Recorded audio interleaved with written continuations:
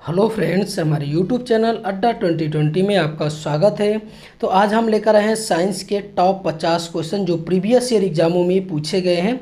तो आने वाले एग्जाम में भी ये बेहद महत्वपूर्ण होंगे। तो आइए हम लोग एक एक करके स्टार्ट करते हैं। तो पहला क्वेश्चन है कि फ़ारेनहाइट में मानव शरीर का सामान्य ताप कितना होता है। तो ये आपका कितना होता है? तो ये होता है 98.6 फ़ारेनहाइट, ठीक है। और डिग्री सेल्सियस में कितना होता है? तो 36.9 डिग्री सेल्सियस होता है, यानी लगभग 37 डिग्री के बराबर होता है। अगला क्वेश्चन हम लोग देखते हैं कि ब्रह्मांड में सबसे अधिक मात्रा में कौन सा तत्व पाया जाता है। तो ब्रह्मांड में कौन सा तत्व पाया जाता है सबसे अधिक? तो ये हाइड्रोजन पाया जाता है, ठीक है। ये हाइड्रोजन पाया जाता है ब्रह्मांड में। और पृथ्वी पर कौन पाया जाता है? तो ये नाइट्रोजन पृथ्वी पर पाया जाता है। अगला क्वेश्चन हम लोग देखते हैं कि ब्रह्मांड में सबसे भारी गैस कौन सी है। तो सबसे भारी गैस कौन सी है? तो ये है आपका रेडान, ठीक है। रेडान जो है ये सबसे भारी गैस है।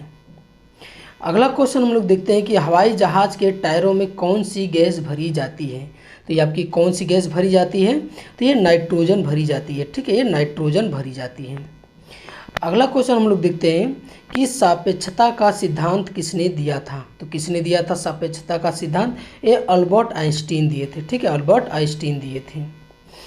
आगे हम लोग और जो न्यूटन है गति का नियम दिए थे। और आर्यभट्ट जो है ये शून्य की खोज किए थे, ठीक है। ये आर्यभट्ट शून्य की। अगला क्वेश्चन है कि तैरने का सिद्धांत यानी लॉ ऑफ फ्लोटिंग की खोज किसने की थी। तो किसने की थी? तो ये किए थे ये आर्किमिडीज, ठीक है। ये आर्किमिडीज थे, ये तैरने के सिद्धांत दिए थे।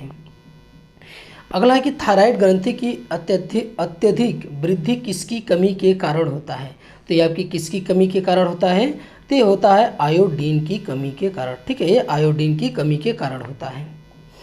अगला क्वेश्चन है कि साइटोलॉजी में किसका अध्ययन किया जाता है। तो ये साइटोलॉजी में ये किसका अध्ययन किया जाता है? तो ये कोशिका का अध्ययन किया जाता है साइटोलॉजी में, ये साइटोलॉजी में। अगला क्वेश्चन है कि निम्नलिखित में से कोशिका की खोज किसने की थी। तो आपकी किसने की थी? तो ये रॉबर्ट हुक ने की थी, ठीक है। ये रॉबर्ट हुक ने की थी। अगला क्वेश्चन है कि ब्लड क्या है। तो ब्लड क्या है आपका? तो ब्लड एक संयोजी उत्तक है, ठीक है। ये एक संयोजी उत्तक है ब्लड। अगला क्वेश्चन है कि एथलीट फुट रोग किसके कारण होता है। जो एथलीट फुट है ये रोग किसके कारण होता है? तो ये आपका होता है कवक के कारण होता है, ठीक है। कवक के कारण एथलीट फुट होता है। अगला क्वेश्चन है कि जंतु कोशिका को किस हिस्से को पावर हाउस कहते हैं। जंतु कोशिका के किस हिस्से को पावर हाउस कहते हैं? तो ये माइटोकांड्रिया को क्या बोला जाता है? ये पावर हाउस बोला जाता है माइटोकांड्रिया को। अगला क्वेश्चन हम लोग देखते हैं और लाइसोसोम को क्या बोला जाता है? आत्महत्या की थैली बोला जाता है। मानव लीवर में कौन सा विटामिन पहले से मौजूद होता है। तो कौन सा होता है? तो ये विटामिन ए होता है, पहले से मौजूद होता है। और विटामिन ए की कमी से कौन सा रोग होता है? तो ये होता है रतौंधी रोग होता है, ठीक है। ये रतौंधी रोग होता है। और विटामिन बी की कमी से तो ये बेरी का रोग होता है, विटामिन बी की कमी से, ठीक है। ये बेरी का रोग होता है। और विटामिन सी की कमी से होता है स्कर्वी रोग होता है, ठीक है। ये स्कर्वी रोग होता है विटामिन सी की कमी से। और विटामिन डी की कमी से होता है रिकेट्स, ठीक है। ये रिकेट्स होता है विटामिन डी की कमी से। अगला क्वेश्चन हम लोग देखते हैं कि विकास के सिद्धांत का प्रतिपादन किसने किया था। तो ये किसने किया था? तो ये किए थे चार्ल्स डार्विन, ठीक है। ये चार्ल्स डार्विन ने जो है विकास के सिद्धांत का प्रतिपादन किए थे। अगला कि सौर विकिरण किसके द्वारा मापा जाता है। तो किसके द्वारा मापा जाता है? तो ये पायरोमीटर के द्वारा ये मापा जाता है, ठीक है। और वायुमंडलीय दाब जो है ये बैरोमीटर के द्वारा जो है ये मापा जाता है। अगला क्वेश्चन है कि एक्सरे का आविष्कार किसने किया था। तो एक्सरे का आविष्कार किसने किया था? ये रॉन्टन, ठीक है। ये रॉन्टन जो है ये आविष्कार किए थे एक्सरे का। अगला क्वेश्चन है कि स्कूटर का आविष्कार किसने किया था। तो स्कूटर का आविष्कार एक किसने किया था? तो ये आपके किए थे जी ब्रॉड शॉ, ठीक है। जी ब्रॉड शॉ ने स्कूटर का आविष्कार किया था। अगला क्वेश्चन है कि पादप कोशिका किसकी बनी होती है। तो जो पादप कोशिका है किसकी बनी होती है? तो ये सेलुलोज की बनी होती है पादप कोशिका। अगला क्वेश्चन है कि अफीम के किस भाग में मॉर्फिन प्राप्त होता है। तो ये आपका किस भाग में प्राप्त होता है? तो ये फलों का जो आवरण होता है उसी भाग से जो है अब ये मॉर्फिन जो है मिलता है। अगला क्वेश्चन है कि किस पेड़ की छाल का उपयोग मसाले के लिए किया जाता है। तो किस पेड़ की छाल के लिए, तो ये दालचीनी, ठीक है, जो दालचीनी होता है ये जो पेड़ की छाल से जो है ये बनाया जाता है। अगला क्वेश्चन कि सबसे छोटा फूल कौन सा है, ठीक है, सबसे छोटा फूल कौन सा है, तो ये आपका वोल्फिया है, ठीक है, सबसे छोटा फूल वाला पौधा कौन सा है, तो ये वोल्फिया है। और सबसे बड़ा फूल किसका होता है, तो ये रेफ्लेसिया का जो है सबसे बड़ा फूल होता है। अगला क्वेश्चन है कि किस प्रकार के पौधे सूर्य प्रेमी कहलाते हैं। तो किस प्रकार के पौधे कहलाते हैं, तो ये हेलोफाइट जो प्रकार के जो पौधे होते हैं तो ये सूर्य प्रेमी कहलाते हैं। अगला कि मानव शरीर का सबसे बड़ा अंग कौन सा है, तो इनमें से कौन सा है सबसे बड़ा अंग, तो ये लीवर है, ठीक है, लीवर जो है ये मानव शरीर का सबसे बड़ा अंग है। अगला कि एलपीजी में किस गैस के भराव के कारण उसके लीकेज होने का पता चलता है। तो किस गैस के कारण होता है, तो ये होता है आपका इथाइल मरकैप्टेन, ठीक है, इथाइल मरकैप्टेन के कारण जो है ये पता चलता है कि एलपीजी में रिसाव हो रहा है, क्योंकि इसकी गंध से पता चलता है। प्रोड्यूसर गैस का सूत्र क्या है, तो प्रोड्यूसर गैस का सूत्र क्या होता है, तो ये होता है आपका CO+N2, ठीक है, ये CO+N2 होता है प्रोड्यूसर गैस का। अगला क्वेश्चन है कि आवर्त सारणी का सबसे हल्का तत्व कौन सा होता है। तो सबसे हल्का तत्व कौन सा होता है, तो ये होता है आपका लिथियम, ठीक है, लिथियम जो है सबसे हल्का तत्व होता है। और जो सबसे कठोर तत्व होता है वो आपका हीरा होता है, ठीक है, ये हीरा होता है।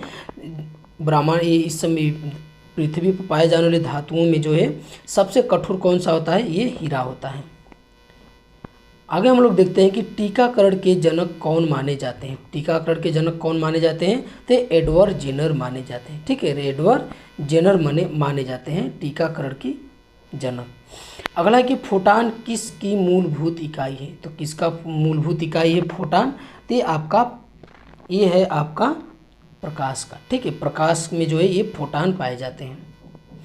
अगला क्वेश्चन है कि प्रकाश वर्ष किसकी इकाई होती है। तो किसकी इकाई होती है, तो ये होती है दूरी की, ठीक है, ये दूरी की जो इकाई होती है प्रकाश वर्ष। ध्वनि प्रदूषण की इकाई क्या होती है, तो ध्वनि प्रदूषण की इकाई क्या होती है, तो ये डेसिबल होती है, ठीक है, ये डेसिबल होती है। और पार्सेक किसकी होती है, दूरी की होती है, ठीक है, ये दूरी की होती है क्या, पार्सेक। अगला क्वेश्चन कि वॉशिंग सोडा का फार्मूला क्या होता है। तो वॉशिंग सोडा का फार्मूला क्या होता है, Na2CO3 होता है ये वॉशिंग सोडा का फार्मूला। अगला क्वेश्चन है कि कैल्शियम नाइट्रेट का सूत्र क्या है। तो कैल्शियम नाइट्रेट का क्या होता है, CaNO3 का होल प्लस, ठीक है, ये होता है सोडियम नाइट्रेट का फार्मूला होता है। अगला क्वेश्चन कि भोजन की ऊर्जा किस इकाई में मापी जाती है। तो भोजन की ऊर्जा किस इकाई में मापी जाती है, तो ये मापी जाती है आपकी कैलोरी में, ठीक है, ये कैलोरी में मापी जाती है। अगला क्वेश्चन कि टेस्ला किसकी इकाई है। तो टेस्ला किसकी इकाई है, तो ये आपका प्रेरणा का, ठीक है, प्रेरणा का जो है ये इकाई है टेस्ला। अगला क्वेश्चन है कि RH फैक्टर किससे संबंधित है। तो आज RH जो फैक्टर है किससे संबंधित है, तो ये बंदर से है, ठीक है, जो RH फैक्टर खोज किया गया था, तो ये रिसस नामक बंदर पर जो है ये एक्सपेरिमेंट किया गया था, RH फैक्टर खोजा गया था। अगला क्वेश्चन कि लेंस की क्षमता का मात्रक क्या है। तो लेंस की क्षमता का मात्रक क्या है, डायोप्टर, ठीक है, ये डायोप्टर है। और डेसिबल किसका है, ये ध्वनि का है। अगला क्वेश्चन है कि यूरिया में नाइट्रोजन की मात्रा कितनी होती है। तो कितनी होती है, तो ये होता है 46% होता है यूरिया में नाइट्रोजन की मात्रा।